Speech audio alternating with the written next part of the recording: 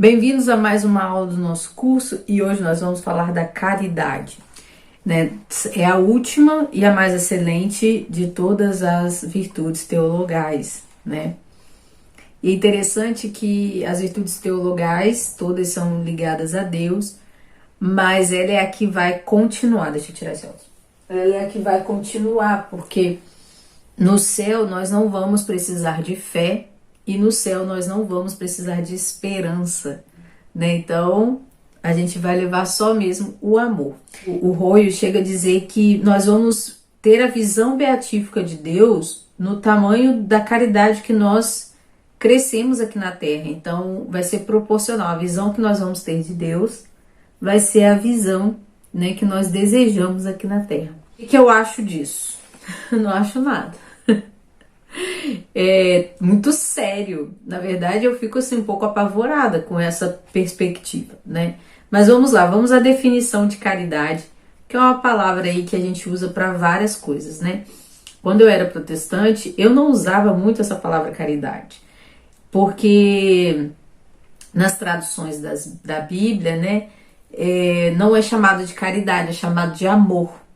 Talvez para fazer ali uma diferenciação com todos os significados que nós damos, mas a palavra mesmo é caridade. Então a gente precisa se acostumar com a palavra que a gente escuta nas escrituras e a que realmente está escrito nas escrituras e também que os santos usam, porque se os santos usam essa palavra, a gente precisa se acostumar com ela.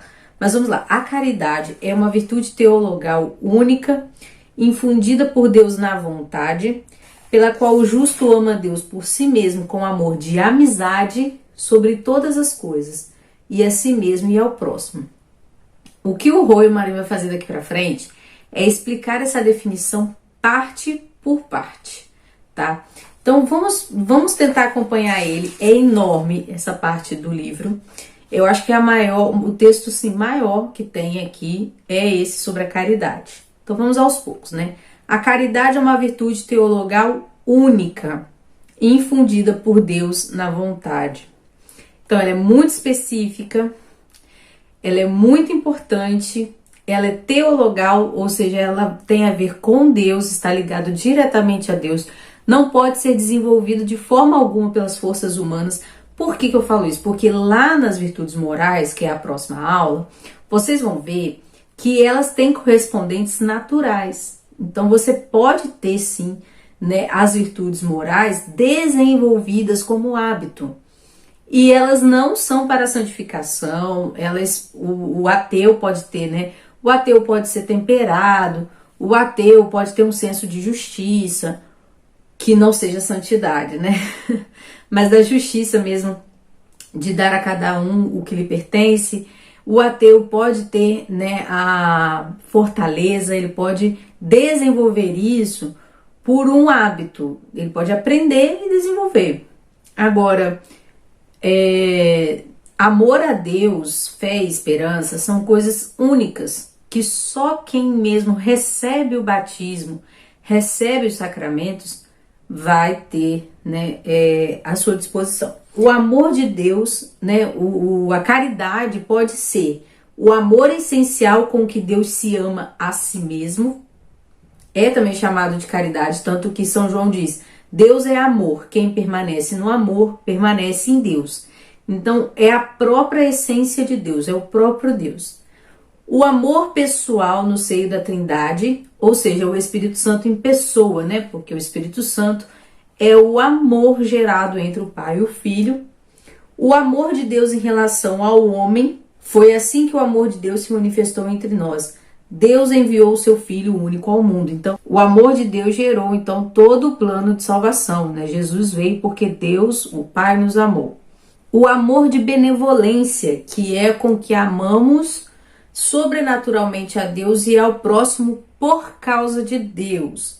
E esse amor também é chamado de caridade, né? São Paulo fala, quem nos separará do amor de Cristo? Se eu falasse as línguas dos homens e as dos anjos e não tivesse amor, eu nada seria. Em 1 Coríntios 13, 1, 2. e arraigados e fundados na caridade, Efésios 3,17, suportáveis uns aos outros na caridade, Efésios 4,2. Então, caridade também pode ser esse amor que nós temos a Deus e esse amor que nós temos pelos homens, porque queremos agradar a Deus, porque amamos a Deus, amamos os outros. O amor de compaixão para com o próximo, quando nós socorremos as pessoas nos seus problemas por causa de Deus. E a gente, qualifica assim as pessoas que são caridosas, as que dão esmolas, porque a esmola mesmo é uma obra de caridade. E o hábito sobrenatural infundido por Deus na vontade de que falamos na própria definição. É nesse sentido que nós empregamos aqui, ou seja, o sentido da virtude teologal é esse hábito sobrenatural.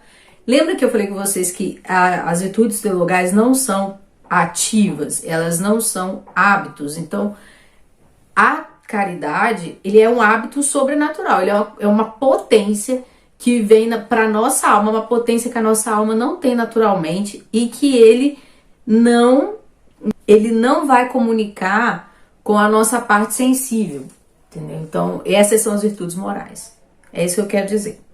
Então vamos lá, dessa característica nós tiramos de que a virtude ela é indivisível, viu? Ou seja, você pode usar dessa virtude, você vai ser movido por essa virtude, mesmo que os objetos mudem. Então, é caridade sobrenatural amar a Deus, é caridade sobrenatural amar ao outro, entendeu? E é caridade sobrenatural quando nós nos amamos também, sabe? Porque às vezes a gente tem medo de falar sobre se amar, mas está escrito isso, que nós devemos amar ao outro como a nós mesmos. Então existe o amor por Deus, por nós e pelo outro.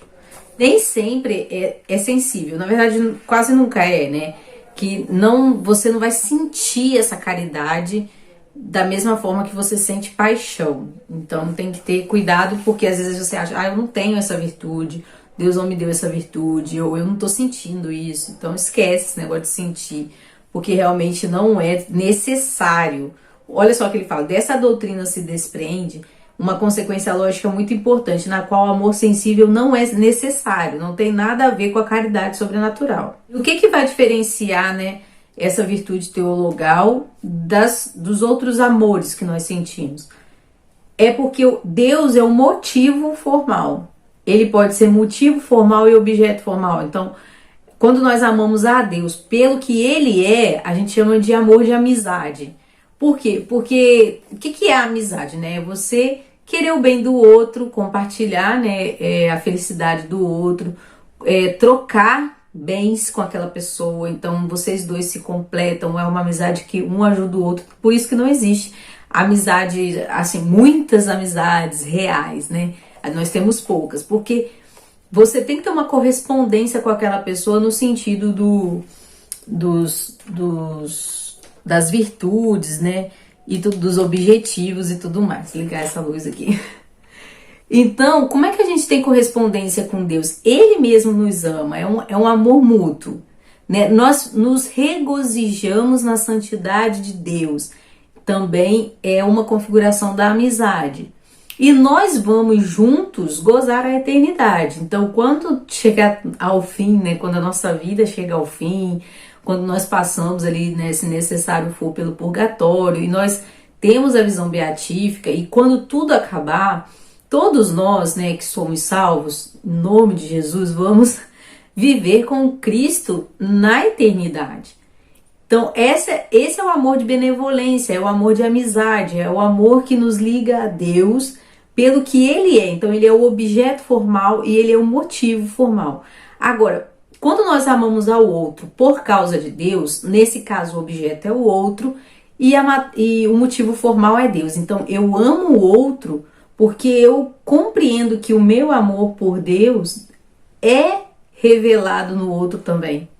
Então, eu cuido do outro, eu rezo pelo outro, eu amo o outro, até mesmo meus inimigos, E aí você entende como que isso é totalmente diferente de dar esmolas, porque você é altruísta, porque você é caridoso no sentido mundano do nome, né? Então, não é toda pessoa que tem muito sentimento, né? Que Chesterton fala de amar a humanidade e ser muito difícil amar o homem, né? Então, você quer fazer missões na África, você quer mandar dinheiro para a África, você quer adotar uma pessoa lá da Sibéria, entendeu? Você quer fazer alguma coisa pela humanidade toda, mas você não consegue amar o próximo, que é aquela pessoa que está sobre a sua jurisdição de amor, né? Então, o seu vizinho, por exemplo, o seu irmão, o seu cunhado, sua sogra, é aí que a caridade teologal, né? Que essa virtude teologal tem que entrar em ação, porque é por Deus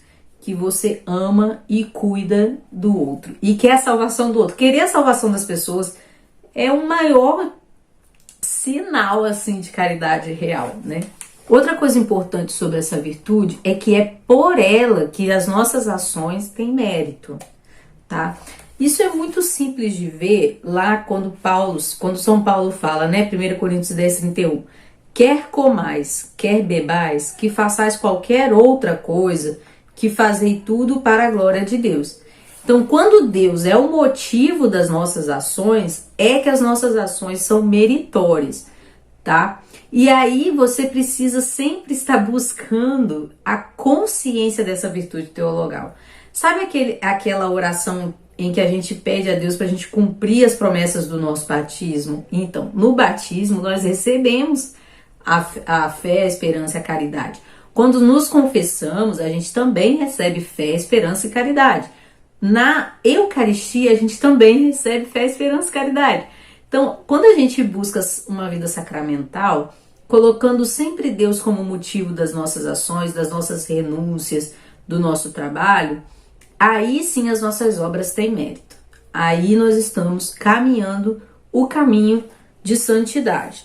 São João da Cruz, e agora também o Romarinho vai falar sobre a questão da vida ativa e da vida contemplativa. Então, a vida ativa, ela pode misturar um pouco as coisas, né? Misturar um pouco o nosso ativismo com a virtude teologal da caridade. Por isso que a vida contemplativa, assim, potencializando pequenos atos de caridade, é muito mais valioso do que a vida da correria. Isso não quer dizer que nós não possamos, mas que é muito mais difícil, olha só. É muito mais difícil ser santo nessas condições de vida ativa, de vida do casamento e tal, porque é difícil ter vida contemplativa, né? Potencializar essa virtude, mas vai dar tudo certo, a gente vai conseguir. Considerando as duas separadamente, ou seja, as virtudes teologais, as virtudes ativas, a vida ativa e a vida contemplativa, é muito mais importante e santificadora a vida contemplativa do que a vida ativa. A igreja sempre ensinou assim. Por isso que nós nos valemos da comunhão dos santos, né? Porque nós temos irmãos em vida contemplativa, pessoas que morrem em vida contemplativa, e nós podemos acessar os méritos dessas pessoas, né? A igreja é um corpo, então é muito bom que a igreja tenha realmente essa variedade, né? Essa variedade de vocações. E dentro da nossa vocação, nós podemos sim manter uma vida contemplativa. Tem um livro chamado Abandono à Providência Divina, que vai falar sobre a contemplação no serviço que é nosso, né? No serviço doméstico, no serviço fora de casa, nas pequenas coisas, né? Nos pequenos gestos, nós podemos manter a contemplação. É aquela questão de viver em oração. Como que você vive em oração? Tem algumas pessoas que conseguem viver ajoelhados e rezando o tempo todo, mas nem mesmo os monges e as freiras fazem isso, eles trabalham muito. Mas assim, o espírito de oração, aquele espírito de entrega de todos os atos a Deus, tá? Dá pra manter, não é fácil, mas dá pra manter. E esse crescimento na caridade, gente, é muito importante. Diferente dos protestantes, nós cremos que nós podemos crescer na vida de santidade e que nós precisamos crescer na vida de santidade. São duas coisas, né? A possibilidade e o dever. Então, assim, existem protestantes que crescem na caridade? Talvez existam, porque talvez existam pessoas que entendam aquilo que está escrito nas escrituras. Agora, nós não temos só a possibilidade, nós temos o dever. Todo cristão tem dever, mas é ensinado muito melhor isso na Igreja Católica. Veja como que o magistério coloca isso. Nas Escrituras está escrito o seguinte, em Filipenses 1:9, São Paulo diz: e isto peço a Deus, que o vosso amor cresça ainda e cada vez mais em conhecimento e toda percepção. Olha como que a virtude não cresce por número, mas cresce por arraigar-se mais na alma, né, do que com atos mais intensos. Ao contrário, vivendo segundo a verdade no amor, cresceremos sobre todos os aspectos em relação a Cristo, que é a cabeça. Efésios 4:15. Queira o próprio Deus, nosso Pai, nosso Senhor Jesus, vos faça crescer abundantemente no amor. 1 Tessalonicenses 3:11-12. E como que o magistério da igreja aplica isso? Ele diz o seguinte: se alguém disser, isso lá em Trento, se alguém disser que a justiça recebida não é conservada e tampouco aumentada diante de Deus com as boas obras, mas que essas são meros frutos da justificação obtida e não também uma causa de seu aumento, seja anátema. Então, assim, não é que o cristão faz boas obras porque ele está justificado. O cristão precisa praticar a boa obra porque ele precisa crescer na salvação. Muito, muito diferente, né? É impressionante. Para a gente terminar, vamos falar então sobre os efeitos da caridade. O efeito da caridade são internos e são externos. Internamente, você tem o gozo espiritual de Deus, que pode compaginar-se com alguma tristeza, enquanto não gozamos ainda a perfeita possessão de Deus que nos dará a visão beatífica. Eu sempre dou aqui o exemplo de Santa Catarina de Siena, né? A paz, ou seja, a tranquilidade da ordem. Por quê? Resulta da concórdia dos nossos desejos e apetites, unificados pela caridade, ordenados para Deus. Tem um texto que fala, né, que se nós desejamos a Deus, né, nós estamos em paz. Enquanto a gente está desejando outras coisas, a gente fica com aquele vazio, né? Eu esqueci agora, é um salmo. E tem também Santo Agostinho que fala, né, dê-me o que tu pedes e pede o que quiseres. Então, quando nossos desejos, quando os nossos apetites, nossos afetos estão totalmente em conformidade com Deus, tudo nós fazemos, tudo nós vivemos para nos unir a Deus em amor, isso fica em paz, seu coração fica em paz, porque se é uma coisa boa, graças a Deus. Se é uma coisa ruim que está acontecendo na sua vida, é para te santificar. E aí você está em paz, o negócio está acontecendo e você está em paz.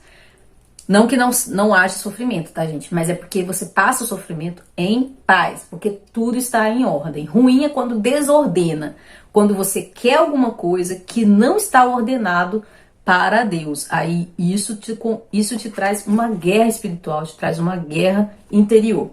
E a misericórdia, que é uma virtude especial, fruto da caridade, é distinta, mas que nos inclina a compadecer das misérias e desgraças do próximo. E aí tem as virtudes, tem os efeitos externos, que são a beneficência, que consiste em fazer o bem mesmo às pessoas, né? Benevolência interior que vai para fora, você vai agir com benevolência. A esmola, que é uma virtude, né, que consiste em dar alguma coisa ao necessitado por amor a Deus.